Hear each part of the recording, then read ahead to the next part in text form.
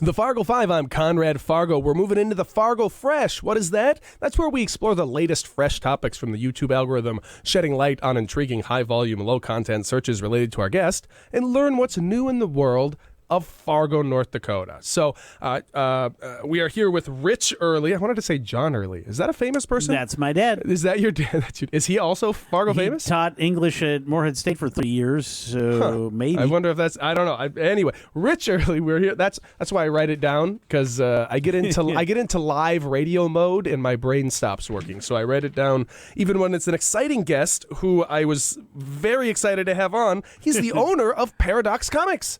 Goodness gracious. Hello, Rich. Howdy. Thank you for coming on. Now, you were asking me, tell me again, what's the Fargo Fresh segment? How does that work? And I'll tell you, and I'll tell the listeners. What we do, I'm a content creator on YouTube. That gives me access to their back end, and I can type in a single keyword, and they'll tell me what people are searching for that they're not getting any results from. So we'll just give that a try and see what comes up. And if it's something cool, great. If not, we move on to the next thing. So the first thing I typed in, obviously, was Paradox. That had nothing. Comics had nothing. There's plenty of content on things. But then I said to myself, I went there and gave them all my money for Magic the Gathering. So I typed in MTG, and people are searching for Hasbro admits MTG is failing.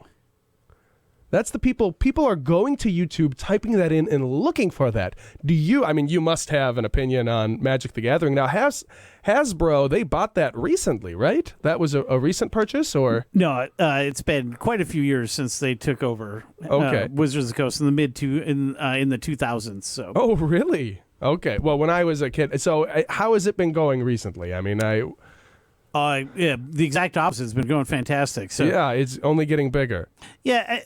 Here's a good example. This is a slightly sideways example. I'll give you an example, right?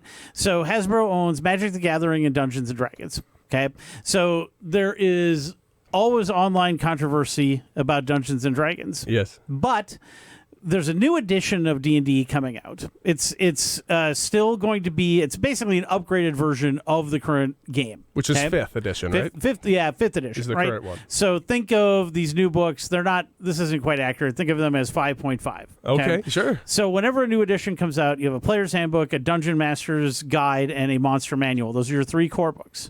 Every edition ever, those 3 books have been released together on the same day. It's been a huge party, big release. Everybody buys all 3, that kind of thing, right? Mm-hmm. For this upcoming edition, they cannot print enough copies. Sorry, they can't get enough printing time to print enough copies of the 3 books. So instead of releasing all 3 on the same day, they're just releasing them individually over a 5-month period. So the only book coming out instead of all 3 books coming out is the player's handbook. So my point is, the game is doing the exact opposite of failure. It is having unprecedented success. So what happens on YouTube in these communities in particular is they generate their own negativity through the voices. If it bleeds, it leads. Exactly. Kind of thing, right? It's the same stuff that happened in the news cycle, frankly. And there are a lot of people motivated. They can make money by getting into that niche, getting that crowd there, and it just becomes so loud that for a lot of people it becomes the truth. And especially if you're not regular or heavily involved in things, and you just dip in and you say, oh no, Magic is failing because I saw this when I searched on YouTube. I came across these things. So is Dungeons and Dragons also owned by Hasbro? Yes. Yep. Okay. So I wondered why you said that was sideways. That was the example. Just kind of a connected example. Yeah. Of the well, situation. and it's interesting because the next gap. So because I used to buy all my. So I was 3rd edition. Never really got into 3.5.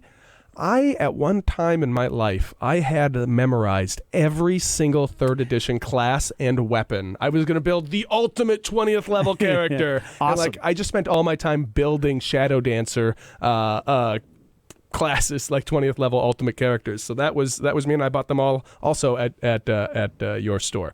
Yeah. So I typed in Dungeons and Dragons, and that was the next thing that there's a gap. People are searching for. Yep. Dungeons and Dragons and space shuttles? Do you know? So this 5.5 that's coming out, is there going to be spaceships? Or why are people searching for space shuttles? So I'll hop back over to Magic the Gathering for this one. So, but this will be related once again. The thing that Magic has done is they've launched a line of releases called Universes Beyond, And so Universes Beyond uses the Magic gaming system, prints actual Magic cards, but they license different properties. So, for instance, last year, one of the most popular Magic sets of all time was the Lord of the Rings set. Yeah. Don't let anybody fool you. This was literally one of the best-selling things that has ever been released by Magic. Or last month, they did a set based on the Fallout video games, and of course the new TV show released on Amazon Prime recently. So, and upcoming, we've got an Assassin's Creed Fallout. The big ones we're looking forward to is Final Fantasy is getting a Universes Beyond. Yeah, it couldn't be a more perfect crossover. Yeah, so it's gonna like be all the Final Fantasies, or is it gonna? Well, I don't know. We don't know yet. It comes out in 2025, and we've seen no spoilers or anything like that. But it just feels like a great crossover. And then ultimately, eventually, Marvel Comics, which is going to be the biggest by far. That's going to be the biggest thing they've ever done. It's not even going to be close. So so when they talk about that, they've done that before. 4th edition D&D had a release called Modern, and so you got Modern Weapons and Warfare. It uses the D&D rules, but it isn't really fair to think of you're going to be fighting Tiamat and a space shuttle or something like that. That's not what they're saying. They would want but I can absolutely see them using a Universes Beyond model and things like that. So absolutely. Okay, well that's very cool. I think I want to almost break this. That was so much content on just that. Sorry. No, you did great. That was amazing. I think what I'm going to do is I'm going to split this for the first time ever because I'm very sensitive to getting the title right. And so I want to put those gap things in a title, but I don't want to do short shrift because, and I think I'm going to cut it right here.